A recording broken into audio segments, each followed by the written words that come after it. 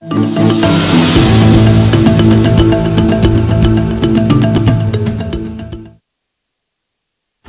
Anda masih bersama kami di Saling Silang. Bang Melki, tadi Anda menyatakan bahwa tampaknya sekarang Setia Novanto sudah agak lebih legowo.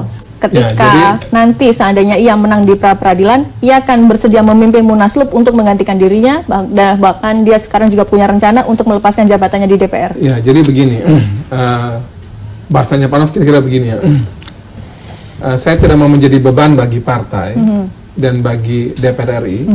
Dan saya tahu kapan waktunya mundur dan kapan waktunya maju. Oke, ini berarti komunikasi terbaru Setia Novanto. Ya, kalau sebelumnya dulu kan mengirim surat bahwa saya tetap ingin jadi anggota, saya ingin tetap di DPR dan juga di Golkar. Jadi saya kira dinamika terakhir ini membuat juga Pak Nof juga saya kira realistis dan tentu sebagai seorang politisi yang juga ingin mengakhiri politiknya dengan baik, dia ingin juga agar ini bisa selesai dengan baik-baik bagi dirinya. Tentu soal hukum urusan lain ya. Soal hukum itu tentu urusan wilayah KPK, pengacara Pak Novanto pribadi dan keluarga.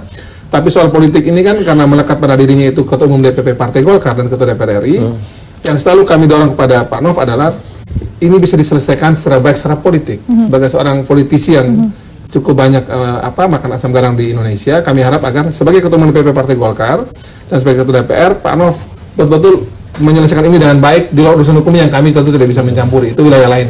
Oke, baik. Saya ke Pak Indria. Pak Indria, apa yang sebenarnya bisa dilakukan Golkar, caranya yang lebih elegan? Apakah menunggu pra-peradilan Setia Novanto diputuskan seperti hasil pleno, atau di satu sisi ini harus mengikuti nih, karena pendapat masyarakat sangat dinamis di luar? Saya selalu berpikir begini, bahwa partai politik beda dengan perusahaan.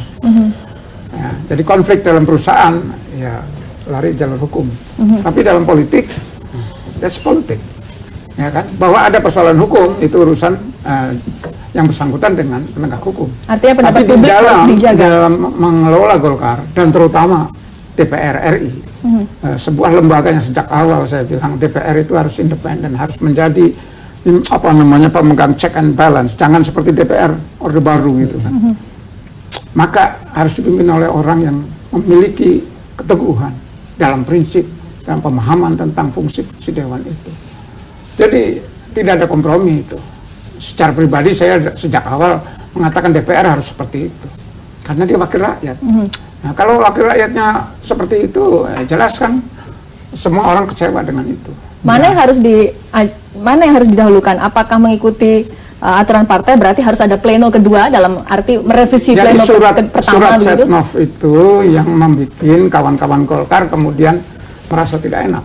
Nah, pertama dia ketua umum, kedua ini soal Golkar secara institusional, Golkar walaupun pecah di dalam tapi keluar harus satu gitu.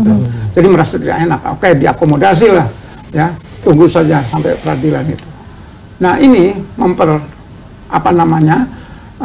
mempersulit keputusan itu. Yang saya khawatirkan dalam satu diskusi dengan tokoh pendiri salah satu founding fathers Golkar, saya bilang mestinya keputusan politik itulah yang dicari, permufakatan. Kalau tidak, nanti seperti Ancol Bali lagi.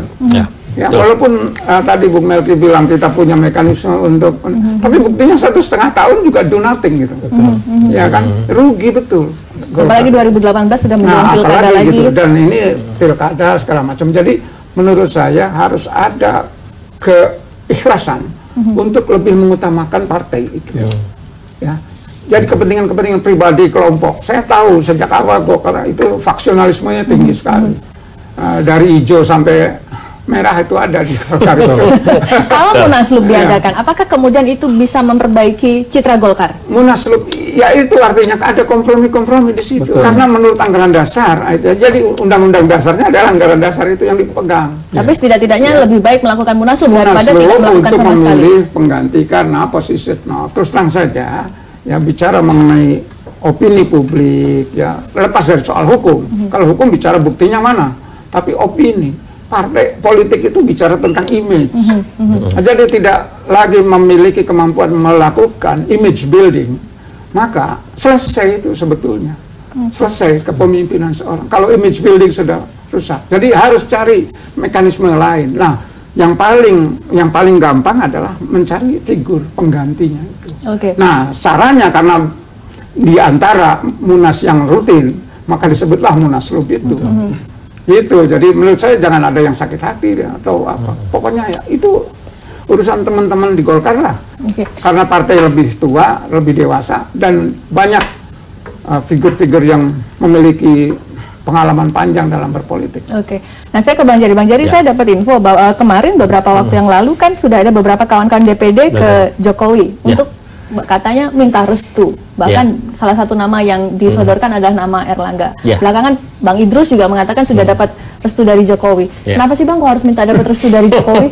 Ya, jadi pertama sekali lagi ingin saya katakan bahwa yang namanya audiensi dengan presiden, ya, saya pikir siapapun bisa, itu pertama. Dan tapi kedua, kan urusan partai. Betul. Dan yang kedua jangan lupa bahwa Pak Jokowi itu adalah calon presiden yang dicalonkan oleh Partai Golkar. Pertama kali partai politik di Indonesia itu yang mencalonkan beliau sebagai calon presiden di Pilpres 2019 adalah Golkar. Jadi kami merasa ya itu calon kami yang kita usung, kenapa tidak kita berkonsultasi dengan senior.